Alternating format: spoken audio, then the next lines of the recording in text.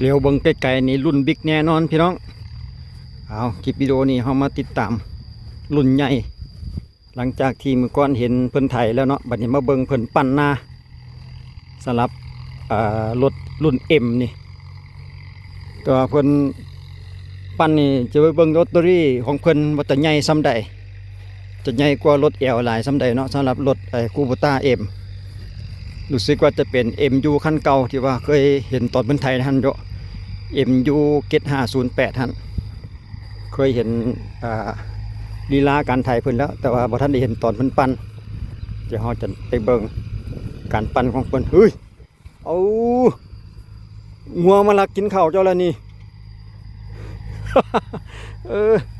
เจ้าของนาเพิ่นอยู่เทิงเพิ่นเอารถนั่นหยอดเข้าปะไว้เมื่อกี้นี้เฮาผ่านการสอบถามเพิ่นพี่น้องอัดไว้เพิ่นก่อนอันนี้มันเครื่องหยอดเข้าเพิ่นจะเป็น3ท่อเป็น3ท่อน้ำกันเครื่องหยอดเข้าของรถเดินตามคูโบต้าเดินตามเดี๋ยวอัดอันนี้ไว้เพิ่นก่อนเมื่อกี้นี่งัวมาลักกินอันเข้าเพิ่นอยู่ในนี่ เห็นแต่ยำจะอยู่นี่เดี๋ยววิธีการไถก่อนเฮาสิลงมาเฮาได้ถามเพิ่นแล้วอยู่เทิงเพิ่นเจ้าของมันอยู่เทิงแจ้งพี่น้องหลังจากเพิ่นให้รถใหญ่ปั่นตีดินละเอียดแล้วเพิ่นจะเอารถเดินตามนี่ทำการหยอดว่าซั่นเด้แต่ว่าเฮามาบ่ทันเพิ่นตอนเพิ่นหยอดเดี๋ยวจะน้อยก่อนให้เฮาเบิ่งรถไถก่อนให้รถไถเพิ่นปั่นดินแล้วเพิ่นสิหยอดอีกเพิ่นว่าเดี๋ยวเฮาจังมาเบิ่งวิธีการหยอดของเพิ่นอีกเทื่อนึง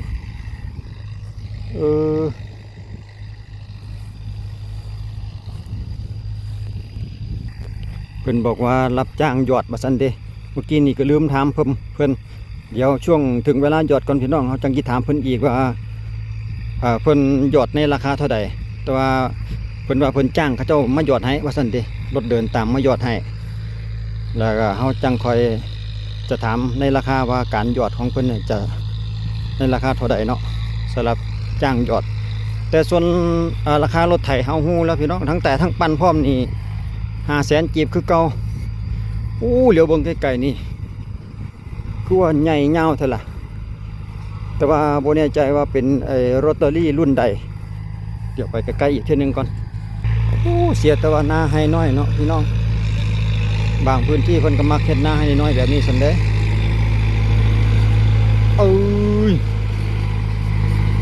ปาโถกูกว้างขวาง บ่แม่น2 เมตรปลายพุ่นบ่ความกว้างของเพิ่นแบบจัมโบ้เลยเว้ยรุ่นนี้ใหญ่สุดๆเลยตีดินเลยละเอียดยิบเลยพี่น้องทั้งเฟืองทั้งหญ้ามุนเอเล่ไปน้ำกันรุ่นบิ๊กสำหรับ M75 ได้ใจดีแท้วะเบิ่งโตกปั้นเพิ่นอีกทีนึงก่อนจะบ่แน่ใจว่าเป็นรถตอรี่รุ่นใดปาดโถเบิ่งดินไหมพี่น้องละเอียดยิบเลยดินพอซุ่มๆนี่แหละแต่ว่าสวยงามเดี๋ยวเฮาย่างตามหลังเพิ่นก่อนแป๊บหนึ่งมันเป็นภาษา อ่านบ่ออกดอกพี่น้องคือว่าอันยังเกาะฟีเดเดอร์อย่างนี้แหละแปลกๆหน้าตาของตู้ปั้นรุ่นนี้เนาะ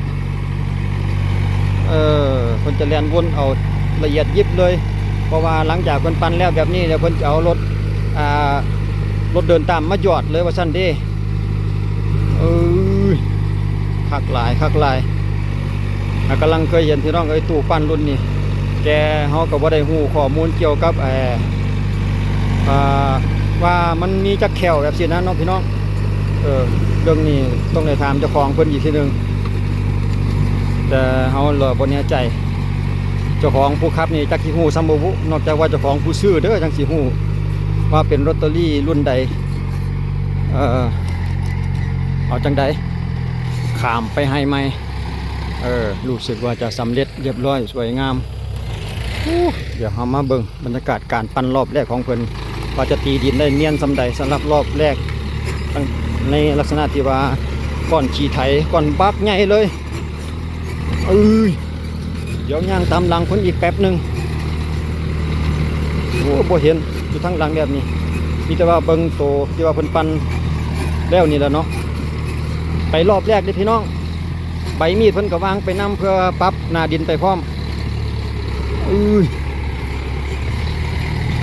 รอบแรกขนาดรอบแรกก็ยังเนียนแล้วปล่อยหลังเก็บมุมอีกต่างหากมีการถอยเข้ามุมอีกเฮ็ดขนาดรอบแรกก็เกือบแล้วละพอได้ดินมันซุ่มๆหน่อยหนึ่ง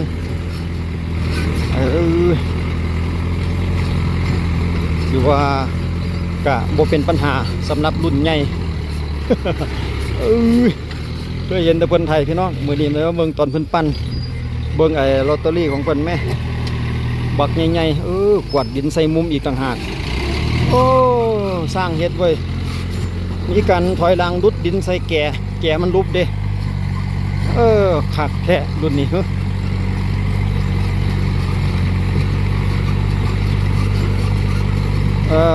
แต่ว่าบนแน่ใจว่าทางอีสานบ้านเฮายังมีใส่บ่พี่น้องลอตเตอรี่รุ่นนี้นะ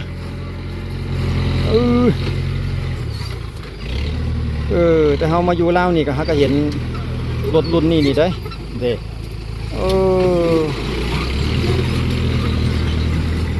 อยากฮู้คือกันแล้วว่าเพิ่นรุ่นนี้ลอตเตอรี่รุ่นนี้มันมีจักแขวเนาะแขวมันหั่นนะใหญ่ได้ใจดีแท้ว่าปั้นรอบแรกนี่คือว่าเนียนเลยแต่ว่าดินก็เหมาะสมเนาะว่าแห้งก็บ่แห้งว่าเปียกก็บ่เปียกเนาะมาสุ่มหลายกับสุ่มเด้เป็นรุดทางหลังส่วนลงแทนห้องไถ่ข้างๆนี่เลยถือว่าสวยงามก็มีเทคนิคของคนพอสมควรได้นี่เนาะการปั้นหน้าเนี่ย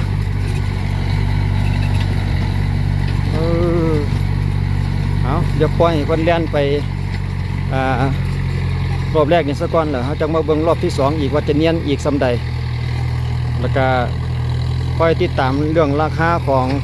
ไอ้เครื่องหยอดว่าคนรับจ้างหยอดนี่จะถึงไร่หนึ่งเท่าใดแต่สำหรับเรื่องการไทยการปั้นนี่เขาฮู้แล้วพี่น้องเลยไร่หนึ่ง500,000 กีบเป็นเงินไทยกับประมาณ800 บาทต่อ1ไร่เนาะเพราะว่าสิเป็นรถน้อยไทยหรือรถใหญ่ไทยก็อยู่ในราคาเดียวกัน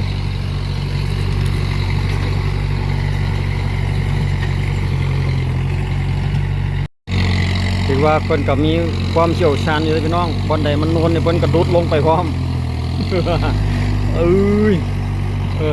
ห้องกลางตัวใดมันสูงเพิ่นกระดุดลงไปนำซั่นเด้ปรับเพื่อปรับพื้นที่หน้าให้มันเพียงกันหั่นแหละเนาะเดี๋ยวเฮามาเบิ่งด้านนี้อีกเพิ่นก็จะดุดลักษณะเดียวกันล่ะพี่น้องเอ้ยนี่นั่นเห็นบ่ว่าแล้ว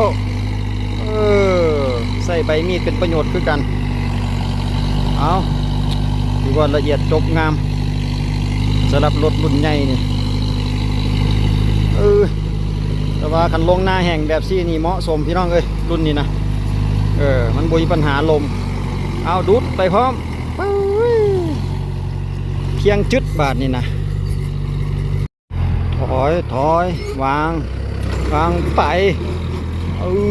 สำหรับรอบเล่าที่2 บาทนี่พี่น้องเอ้ยคนกำลังฮีดรอบที่2ฝากระโปรงของรถตอรี่เพิ่นก็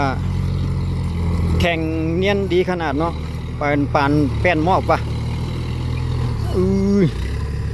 เอารอบที่2เพิ่นเก็บมุมรายละเอียดดูดถมมุมถมแกได้ดีปานยังถูกใจเจ้าภาพแล้วพี่น้องเอ้ยแบบนี้นะเฮ็ดหน้าวานหน้าหยอดนี่โอ้ยบ่มีหลุมจักบอลเพียงจึ๊ดว่ะไปรอบที่2นี่ถือว่าเรียบร้อยเลยแหละเนี่ยอาจจะเรียนเฉพาะสองเราคิดว่า2เรานี่น่าจะเนียนแล้วลักษณะนี้ต้องได้ถอยจึกวางลงไปคือว่า เรียบจิ๊บเลยเอาบาทที่สองเนี่ยเนาะเราที่สอง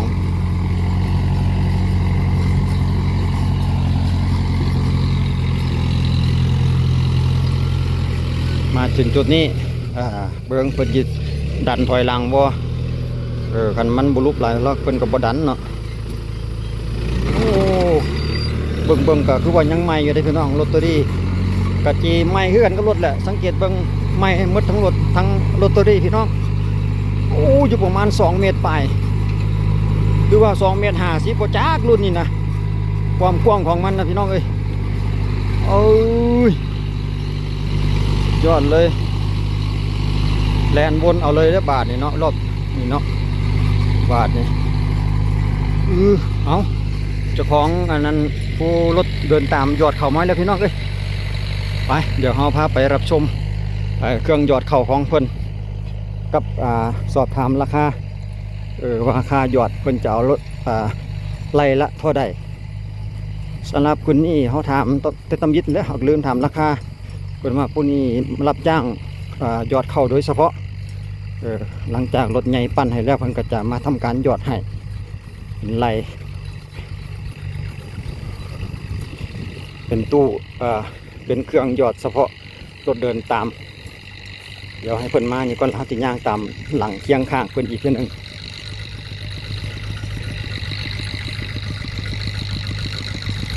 โอ้เพิ่นก็เป็นจังหวะคือกันเด้บันไดหญ้าติดแล้วก็ยกเอานี่เป็นลักษณะนี้พี่น้องมาฮอดหัวงานเพิ่นกับพรกำลังตีลงป๊าบหน่อยหนึ่งหลังจากนั้นเพิ่นก็ไปตามเป็นแถวไปเลยเด้นี่ลักษณะการยอดแล้วก็มันมีโตยอดลงแล้วก็มีโตปิดให้พร้อมเว้ยเขาพาเว้ยรุ่นเนี่ยฮอดนี่เพิ่นก็ปึ๊บยกขึ้นนิดนึงต้องเลยเอาไว้นิดนึงเล่นไปจุดใดก็แสดงว่าเขานี่จะต้องลงไปจุดนั้นเลยนี่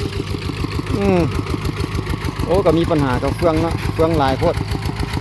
มันจะติดอันบนยอดหันเนาะเฟืองลายถังเขาเพิ่นก็เปิดไปเลยเพราะว่าอาศัยว่าเขาเบิ่งว่ามันบ่มีเขาสิมืดใกล้สิมืดหรือจังไดหั่นนะมันจังจะได้เห็นง่ายๆสำหรับรถเพิ่นก็เลือกใช้แบบคูโบต้า4 เกียร์พี่น้องโค้ง4 เกียร์ก็ถือว่าสะดวกสบายอยู่สำหรับเกี่ยวกับเครื่องยอดนี่เนาะเพราะว่ามันเป็นกับรถเดินตามแล้วก็มันเป็นกับขันหน้าแห้งเด้แต่ว่าคิดว่าคันเป็นหน้าเปียกหรือหน้าซุ่มนี่อาจจะบ่สะดวกสำหรับเครื่องยอดแบบนี้เนาะอันนี้หน้าเพิ่นปั่นเป็นมันแห้งมันฟุยทีแบบนี้คือจีนั่นอยู่คิดว่ามันจะมีใบคัดท้ายอยู่ทั้งหลังนี่พี่น้องตัวเป็นยักษ์นั่นแหละไอ้ตัวนั่นแหละที่ว่าจะพาให้เป็นจังหวะในการป้อนยอดเข่าลงเป็นจุดนั่นเนาะคิดว่าน่าจะอยู่ประมาณนี้เนาะจะมี2 ทางเข้าแล้วก็มีหูหันมีอยู่6 หูพี่น้องจะมีอยู่6 หูก็จะอยู่ประมาณนี้แล้วก็เมื่อกี้นี่เขาได้สอบถามเพิ่นแล้วเขาตัดการสอบถามเพิ่นออกไปแล้วก็มาเล่าสู่ฟังเพิ่นว่าไล่100,000กับ 10,000คือ110,000 กีบนะพี่น้อง110,000ว่าง่ายซะต่อ1 ไร่เฉพาะค่ายอดรถเดินตามเพิ่นนี่เนาะเจ้าของหน้าก็เตรียมเขามาไว้ให้แล้วกันแล้วรถไถเพิ่นหากจะทำการยอดให้เอง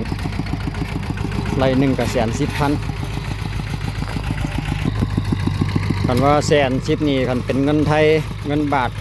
ก็ประมาณบ่ถึง200เนาะ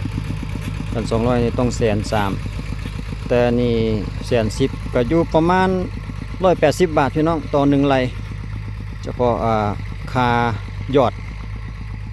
รถที่มาหับจ้างยอดนี่นะกันเป็นเงินบาทเงินไทยก็อยู่ประมาณ180 บาทต่อ1 ไร่เป็นเงินกีบก็ประมาณ110,000ประมาณนั้นเนาะเอาก็ไล่เพื่อเงินขึ้นเงินลงเพราะว่ามันบ่คงที่สำหรับอัตราแลกเปลี่ยนเอาสู่กันฟังพี่น้องสำหรับการทำนาฤดูทำนาปี2025 ส่วนจุดนี้ก็มันจะส่งมาทางเขตทางบ้านภูคำแดได้อพี่น้อง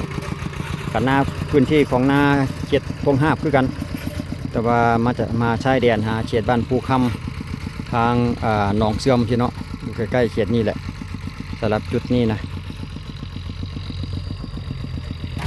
เอามาเบิ่งอีกจุดหนึ่งก็ถือว่ากับบ่ได้ยากเพราะเท่าใดเนาะพี่น้องสำหรับการหยอดวิธีหยอดง่ายได้อยู่ตามเฮาถามเพิ่นว่าอันเฮ็ดจังซี่มันประหยัดเข้าว่าซั่นเด้มันบ่เปลืองเข้าก็สิแม่นคือความเราว่าแหละพี่น้องบ่เปลืองเข้ากันเฮาวานนี่อาจจะสิ้นเปลืองหลายกว่าโอ้จะมีปัญหากับหญ้าเนาะกันหญ้าติดแบบนั้นแล้วต้องได้ยกเฟืองเป็นโค่นเลยเอาสำหรับคลิปวิดีโอนี้ข้อมูลเฮากะคือจังเรามาแล้วพี่น้องเราสู่กันฟังก็จะจบไปในบรรยากาศ